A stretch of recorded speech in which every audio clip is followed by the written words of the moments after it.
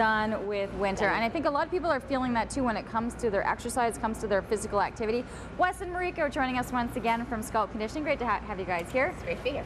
Haven't seen you for a while, and you're just fresh back from Panama. Yes. Just a nice little trip? Just a little trip to get away, a little bit of R&R and a little bit of training as well. R&R with a 5-month-old baby in Panama. I'm sure that was awesome. All right, a lot of people right now looking at getting out of this.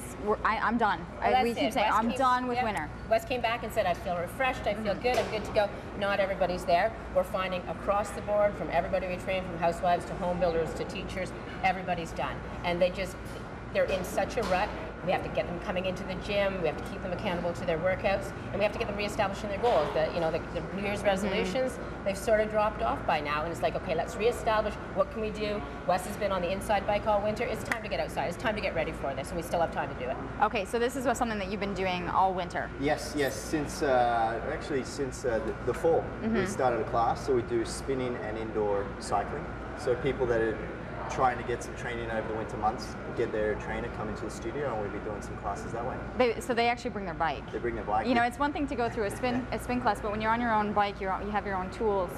Yeah. And you just got the standing going. Exactly right. And the training that I do is more specifically targeted towards triathlon. So it's we train within specific zones, different RPMs and heart rate zones as well. So definitely, a great way to increase your fitness level in that aspect. So. Good. So fitness level, bike, and do this interview at the same time. Then you can just keep going. They just keep going. Yeah, just go. Yeah, we'll go. Yeah. You can and multitask. The dad, 5-month-old baby. And I ring my mum from Australia while I'm riding on my bike. Awesome. So you ride. I want to see how because it just kind of allows you to go.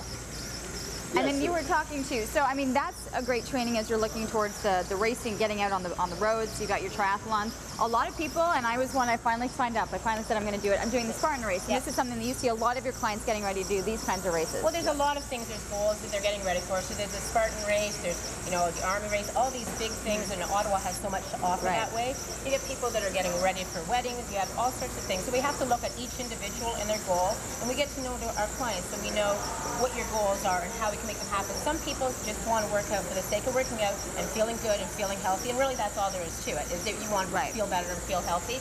But the goals, Wes is taking a group out to the death race. Last year we went to Sinister 7.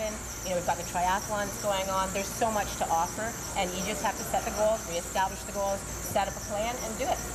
When you talk about the death race, for people who aren't familiar with it, give it a quick rundown as to what that is. The death race is an ultra-marathon race in the Rocky Mountains. You can do it either solo or as a relay.